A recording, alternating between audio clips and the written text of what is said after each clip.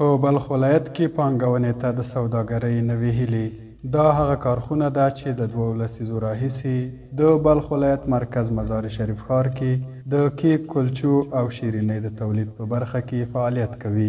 د دغې کارخونې مسؤل وایي په ورځنۍ توګه د داخلي پلور لپاره د 20 ټنه ظرفیت لري او تولیدات یې په معیارونو برابر دي. روزانه ما امکانات تولید 20 تنه داریم. حالا فعلا نظر به فرمایش کار میکنیم چقدر که طلب مردم باشه. بالاتر از 500 رقم جنس ما تولید میکنیم. رنگارنگ زیاد است. تولیدات ما چیش زیاد است. فعلا ما هیچ نوع مشکلات نداریم. اگر مشکلات هم داریم دولت با ما همکار هستند و همیشه همکاری کردن. ما تشکری میکنیم از دولت اسلامی خود امارت اسلامی که همیشه همکار بوده. ما هیچ کدوم مشکلات نداریم از نگاه امنیتی، اقتصادی و هیچ نوع مشکلات ما انشاءالله نداریم. په دغه کارخونه کې شاوخوا 80 هغه کسان په مختلفو برخو کې کار کوي چې د بهرنیو هیوادونو څخه په جبر رایستل شوي دي.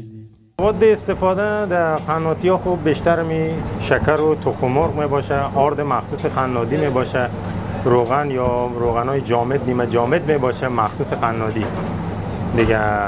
این کیک های تولد، کیک های سالگیره میگیم شما، کلوچه، رقم شیرینی ها پخته میشه. دلته موږ میټای جوړوم زه خپله باندې. میټای د ګلاب جامن دي، جلبۍ دي او دغه بامیه میټای ورته وایي. دغه جوړوم ډېر دي، تولیدونه ډېر دي. او تقریبا زما خپل کار چې کوم دی 15 قسمه کار دی او 15 قسمه شی جوړوم زه. همداراز په مزار شریف ښار کې یو شمېر هټیوال وایي چې د تیرو څه باندې 3 کلونو راهیسې د وطني توکو د کیفیت لوړوالی د دې باعث شوی چې د بهرنیو محصولاتو واردات کم او د وطني تولید پیر او پلور زیاد شي. کیکولچی ما که است نسبت در دکان‌های شهر مزار شریف فروشاتش بیشتر است، تولیدات ما بیشتر است. دیگه فعلا خور رمضان است، تولیدات ما زیاد است، ذخیره میکنیم به خاطر آمادگی، به خاطر دیگه خوب است. فعلا قبلا از سالهای گذشته کده فعلا خیلی خوب است، خدا را شکر. تولید ازبکستان در خودش ارزان است. نظر در افغانستان خوب است. خود ما شما چیزی که تولید میکنیم خوبتر ارزان است. باز یا یک از طرف ازبکستان میام ارزان است. بله تو خندر خوش تفاوت نمیکنه نظر در افغانستان.